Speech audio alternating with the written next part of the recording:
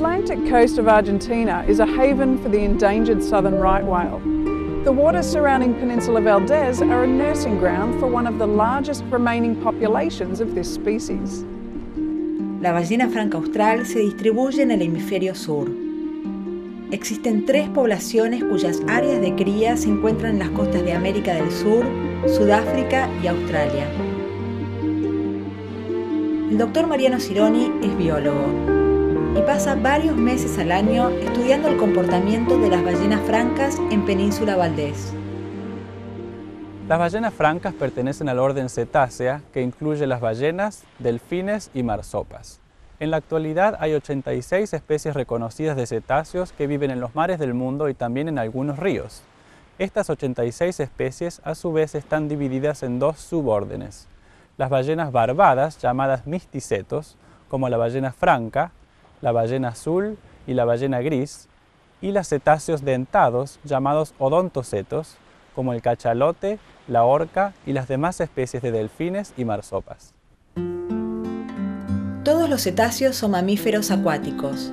Las ballenas más primitivas que se conocen aparecieron hace unos 50 millones de años. Como todos los mamíferos, los cetáceos tienen sangre caliente, respiran aire y dan a luz a una única cría a la que alimentan con leche. También tienen pelos, aunque escasos, en la zona de los labios y la barbilla.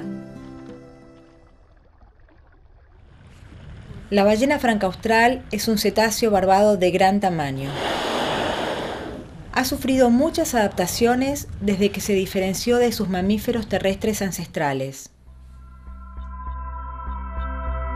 Una gruesa capa de grasa reemplaza el pelaje para ayudar a mantener la temperatura corporal.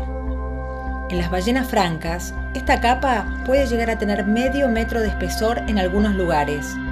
En el curso de la evolución, los espiráculos se desplazaron desde la punta del hocico a la parte superior del cráneo, lo cual facilita la respiración en la superficie del agua.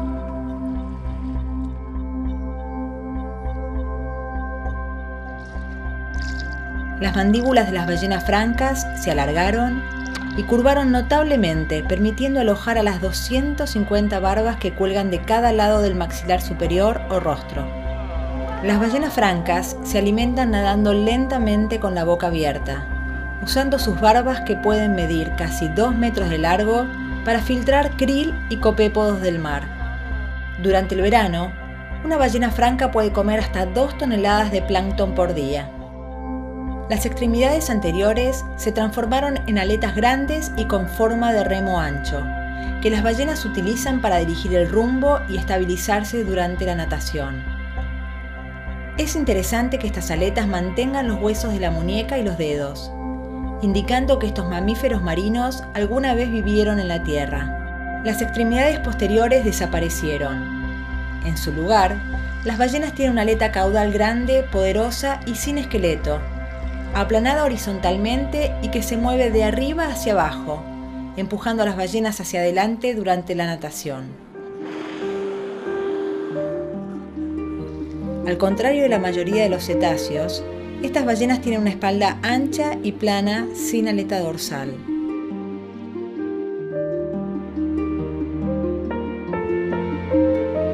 A pesar de sus inmensas proporciones, las ballenas francas son muy acrobáticas. Frecuentemente se las observa navegando con la aleta caudal fuera del agua o golpeando la superficie con su cola o aletas pectorales. Lo que es más sorprendente aún es que las ballenas francas saltan regularmente. Propulsan su cuerpo de 12 a 16 metros de largo y 40 a 60 toneladas de peso con solo 2 o 3 golpes de su poderosa aleta caudal.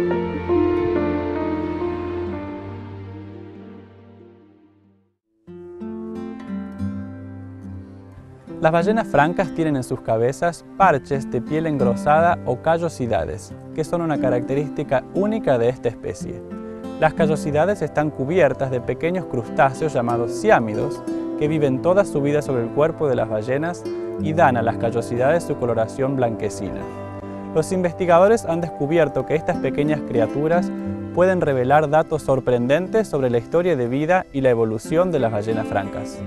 La mayoría de los científicos coinciden en que hay 3 especies de ballenas francas, una en el Pacífico Norte, una en el Atlántico Norte y otra en el Hemisferio Sur, distribuida en la región austral de los océanos Atlántico, Pacífico e Índico.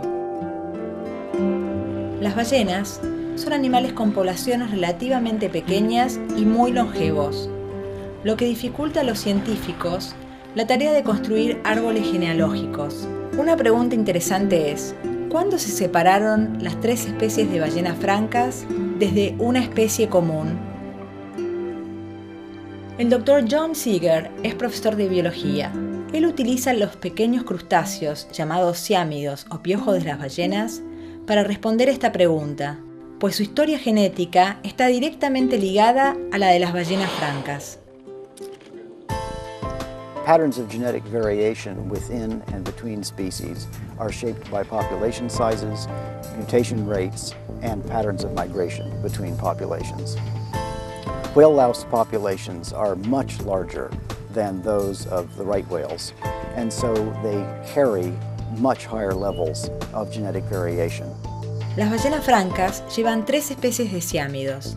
En conjunto, los genes de estas 3 especies contienen mucha más información acerca de la historia poblacional de los ciámidos y de las ballenas que los genes de las propias ballenas francas. The right whale populations in all 3 ocean systems, the North Pacific, the North Atlantic, and the Southern Hemisphere, appear to have been continuously large for several million years before human exploitation reduced them all nearly to extinction. They also seem to have been separated with little or no migration across the equator since about 5 million years ago. So even though all right whales look more or less identical to us, they really are different species. And in fact, they have been separated for about the same amount of time as humans and chimpanzees. La reducción de las poblaciones de ballenas francas comenzó en el siglo XII, cuando los balleneros vascos descubrieron que podían aproximarse fácilmente a estos enormes animales, de movimientos lentos, que flotaban al morir y que producían grandes cantidades de aceite. Fueron llamadas ballenas francas o ballenas correctas porque eran las ballenas correctas para matar. Es triste pensar que en el pasado decenas de miles de estos animales fueron cazados sin remordimientos. En 1931, las ballenas francas fueron protegidas internacionalmente de la cacería comercial. Todas las poblaciones fueron reducidas drásticamente con respecto a sus tamaños originales. A pesar de décadas de protección, algunas especies en el hemisferio norte aún no se han podido recuperar. La población del Atlántico Norte contiene solo 350 animales y la del Pacífico Norte es todavía aún más pequeña. Afortunadamente, las poblaciones de ballenas francas australes se están recuperando.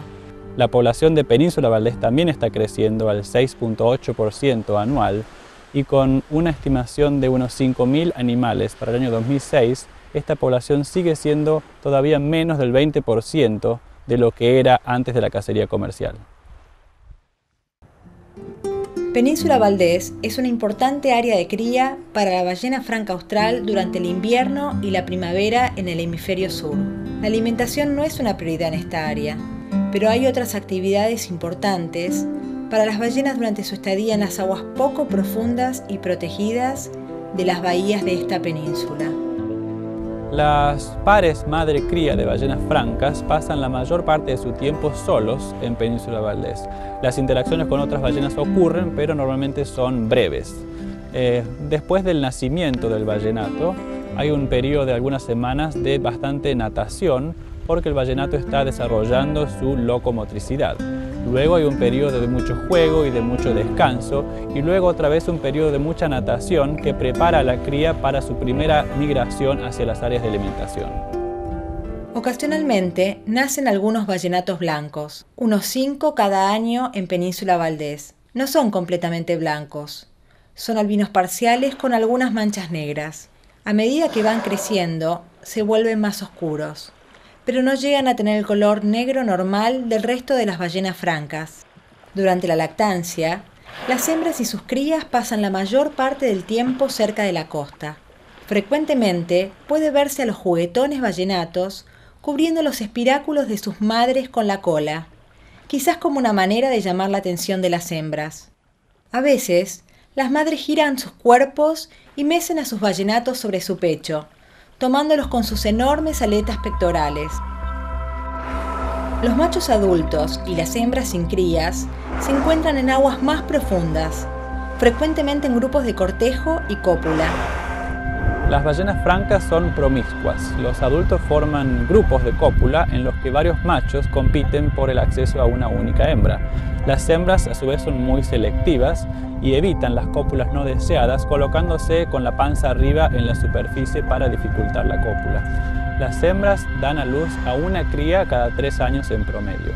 La gestación dura 1 año, luego la hembra pasa otro año amamantando a la cría y luego pasa un tercer año recuperando reservas de grasa para su próxima preñez. En promedio tienen a su primera cría a los 9 años, pero hemos registrado hembras con crías a los 7 años de edad. Los juveniles pasan casi la mitad de su tiempo aquí socializando con otras ballenas. Además son animales muy juguetones, juegan ellos solos, juegan con otras ballenas y también juegan con objetos flotantes. Las hembras juveniles pasan mucho tiempo interactuando con crías y los machos pasan mucho tiempo socializando con otros machos. Todas estas diferencias en el comportamiento sugieren que Península Valdés es un sitio importante para el desarrollo social de las ballenas juveniles, que vienen aquí a crear lazos sociales y a aprender comportamientos que pueden ser importantes y relevantes para su vida como ballenas adultas. Populations of southern right whales are slowly increasing since the first studies began in the early 1970s. Every year, more and more right whales are seen in the bays of Península Valdés. En 1970, el Dr. Roger Payne comenzó a estudiar a la población de ballena franca austral de Península Valdés. Este estudio es actualmente el de mayor continuidad en el mundo realizado sobre una especie de ballena. Desde hace 30 años, cada temporada, la investigadora Vicki Roundtree observa y registra desde los acantilados en el Golfo San José el comportamiento de las ballenas francas. Vicki utiliza los patrones de callosidades de las ballenas francas para identificarlas individualmente. Callosities are raised patches of roughened skin that are on the heads of the whales in the same places that humans have facial hair. So they have them above their eyes, eyebrows, along their lower jaw. The callosities that we mostly use for identifying the whales occur between their top lip and their nostrils, their blowholes. And the placement and shape of the callosities is different in every individual whale. They look white from afar, but really the callosity tissue, most of it, is gray, and they're covered by thousands of whale lice that make them appear white when you are from the air taking photographs of them. Los investigadores anualmente realizan relevamientos fotográficos desde un avión, volando a unos 200 metros de altitud a lo largo de la costa de Península Valdés, donde se congregan la mayoría de las ballenas. Toman fotografías de los patrones de callosidades de cada ballena observada.